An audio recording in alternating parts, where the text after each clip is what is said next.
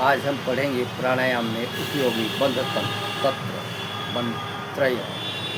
कहते हैं योगासन एवं प्राणायाम द्वारा हमारे शरीर से जिस शक्ति का बहिर्गमन होता है उसे हम बंधों के द्वारा रोककर अंतर्मुखी करते हैं। बंध का अर्थ भी है बांधना, रोकना। ये बंध प्राणायाम में अत्यंत सहायक है।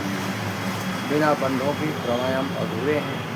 इन बंधों का क्रमशः वर्णन किया जा रहा है। जालंधर पर पद्मासन और सिद्धासन में बैठकर श्वास को अंदर भर लें। दोनों हाथ घुटनों को टिके हुए हों। अब थोड़ी को थोड़ा नीचे झुकाते हुए कंठ में लगाना जालंधर बंद किया। दृष्टि को भूमध्य में स्थिर करें। छाती आगे की ओर तनी हुई हो। यह बंध कंठ स्थान के नाड़ी जाल को बांधे रखता है।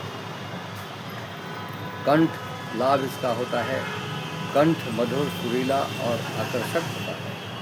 कंठ के संकोच द्वारा पीड़ा, पिंगला, नाड़ियों की बंद होने का प्राण का सुषुम्ना में प्रवेश होता है। गले के सभी रोगों में लाभप्रद है।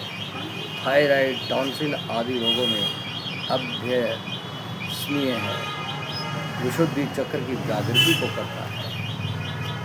उड्डयन बंध, प्राण जिस क्रिया से उठकर उत्थित होकर सुषुम्ना में प्रविष्ट हो जाए उसे उड्डयन बंध कहते हैं। खड़े होकर दोनों हाथों को सहज भाव से दोनों घुटनों पर रखिए।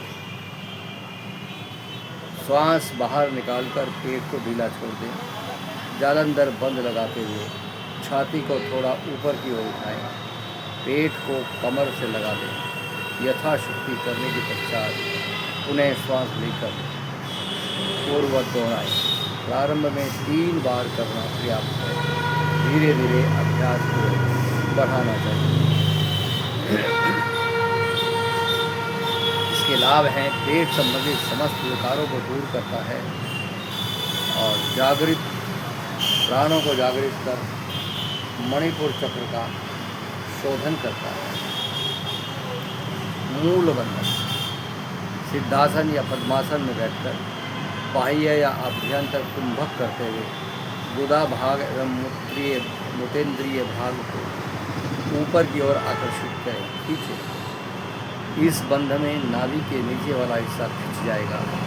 यह बंध बाह्य कुंभक के साथ लगाने में सुविधा रहती है। वैसे योगाभ्यासी साधक इसे कई घंटों तक सहजावस्था में भी लगाए रखते हैं।